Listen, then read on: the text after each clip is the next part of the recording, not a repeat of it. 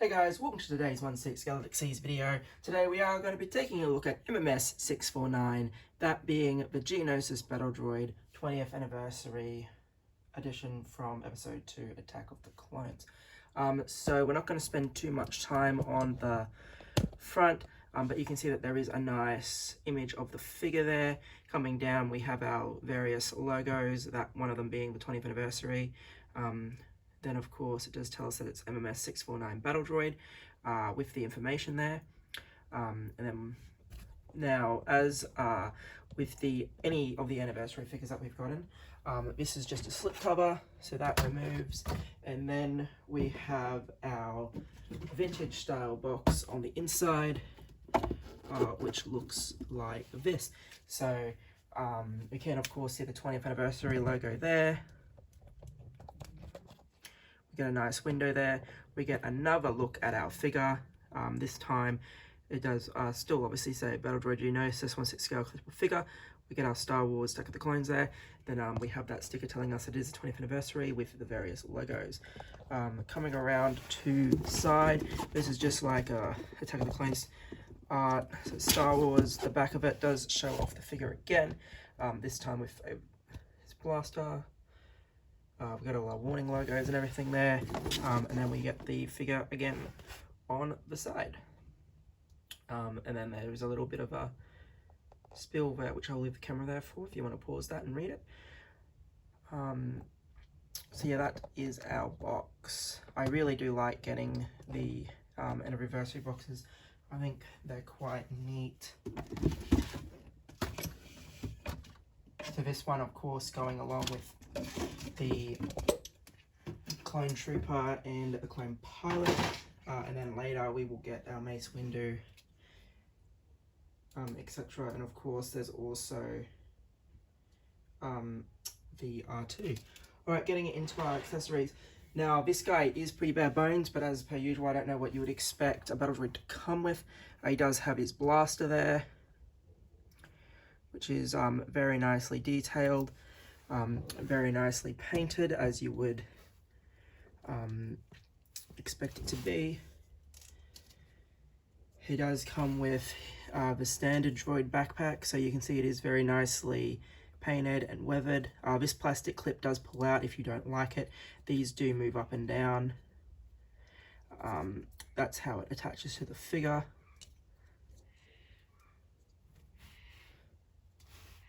So a couple of different display options available there. Now you can attach a second type of pack. Different droids don't have the bigger pack, instead they just have these smaller tenors. These do move up and down, and then you do see where it attaches to the figure, and there is a bit of electronics going on there as well. Again, it's very nicely painted. We get the binoculars, which is a nice touch. So this currently isn't out in Australia. I picked this up from Jefferson Tan as a bit of a advanced release, I suppose. We're still waiting for our Icon pop culture update, so we don't know when that's going to be. We've kind of guessed that it might be around the 15th, but currently we're just guessing at that. It might even be later, which would be unfortunate, but I suppose it gives us a couple more weeks to save. We get the 3PO head, which is interchangeable via extra neck pegs that are provided with the figure, and then the faceplate of the 3PO just pulls off like so. And then you'll have your batteries in there. You can see the on-off switch. I haven't put the batteries in yet. You do get 3 of them in the box. Of course, with previous battery items, Pop Culture has taken the batteries out, so it'll be interesting to see if my second one that I'm ordering through them has the batteries or not. But from what I've seen with the Mando Luke Skywalker, they've been taking the batteries out, which is unfortunate because the R2-D2 is going to have a lot of batteries, and having to rebuy them would be kind of unfortunate. So this is just one of the extra pegs you get that allows you to swap out the 3PO sculpt for the Battle Droid sculpt, the 3PO sculpt. It does show you how to do that. And then there's a couple of extra pegs here as well for the actual droid. Again, the instructions show you how to work all those. Now, if you want to display your Battle Droid without a backpack, you can just plug these in. They are attached to the figure when you first take it out. It's just I've removed them. But you do get two of those, one for each side. That will allow you to do that. We of course get our Star Wars Battle Droid display stand. It's got just a simple print on there like so. It has the regular crotch grabber like you would expect. And then we do get this really nice sand diorama as well, which is quite hefty. Alrighty.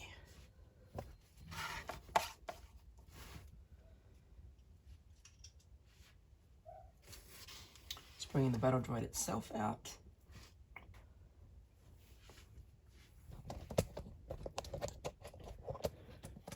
Okay, as we can see, like our backpack and accessories, the Battle Droid himself is actually very weathered.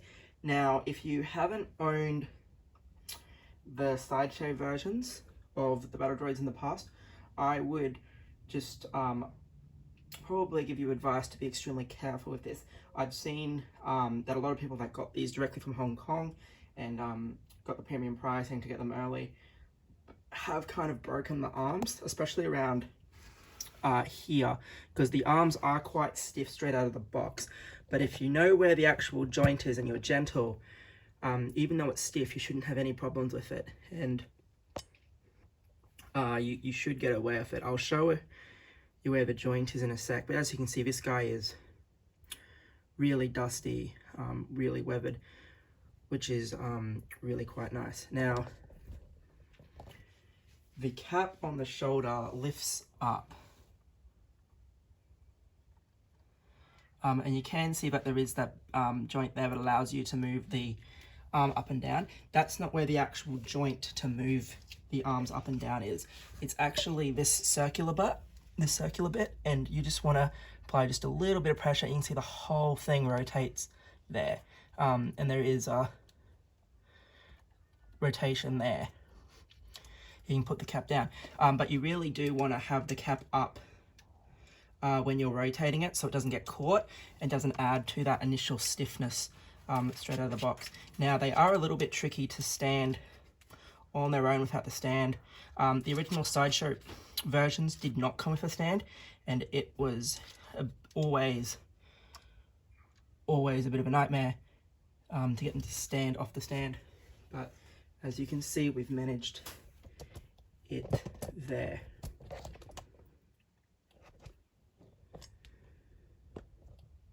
So turning it to the side.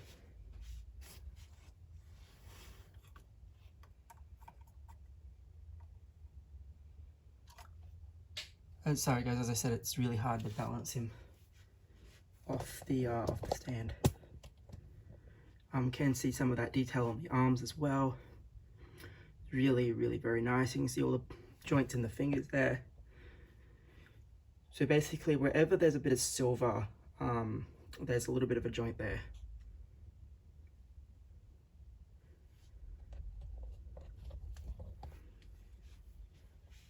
Now, one thing that is different, and I'll bring out the sideshow one in a sec as well, but one thing that is different between this guy and the sideshow guy, I'm not sure if it's supposed to be like this, I'm assuming it is that this back bit here is on a bit of a loose joint there. The sideshow one, it's just a stiff piece. So I don't know whether they're all like that. I'm assuming they are. It's an extremely minor thing and it doesn't affect the display whatsoever. So you can see the two keyholes for the backpack. So again, if you just want to use one, you can put this one in like so, and it will sit there. Or you can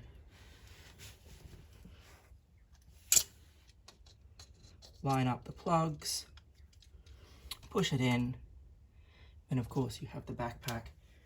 Having the backpack on does make him a bit more sturdy off the stand as well, because there's a bit more space there. But yes, you can see now the backpack does match the webbing on our droid. Have the back of the legs there. And then of course the other side of the silver clip.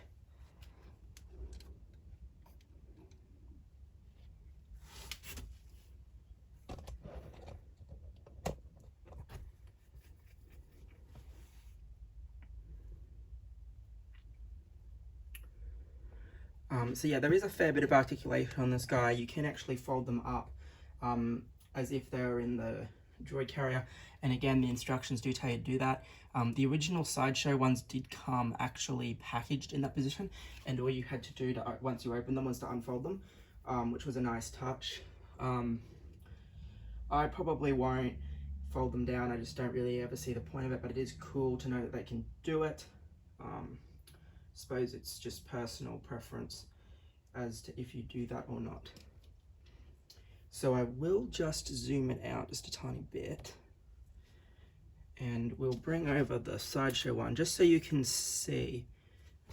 Basically it's the same mold more or less.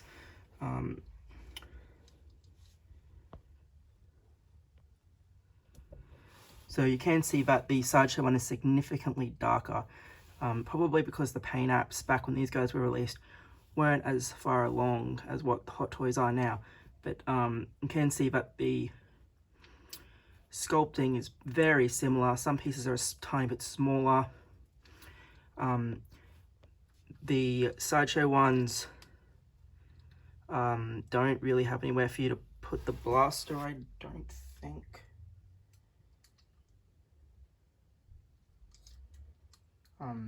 But yeah, basically they aren't going to look too out of place if you have the Sideshow and the Hot Toys one. I just like the army building aspect of it, so I'm obviously going to keep my Sideshow ones. It's just thought I would highlight that. I might actually, if I can get the Sideshow one to stand.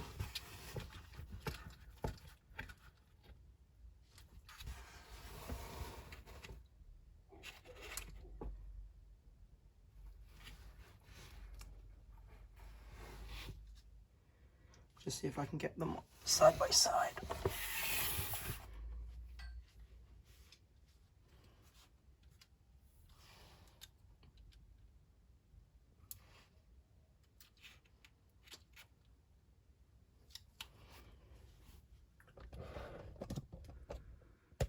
So yeah, you can obviously see that the Hot Toys one might even be a little bit taller.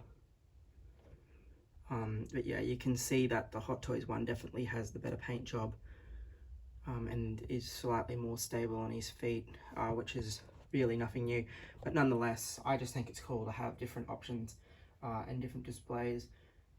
And the Sideshow ones were significantly cheaper than what the Hot Toys one was by itself, because except for the Commander, which was packaged with a holographic Count Dooku, all the Sideshow ones were sold in pairs.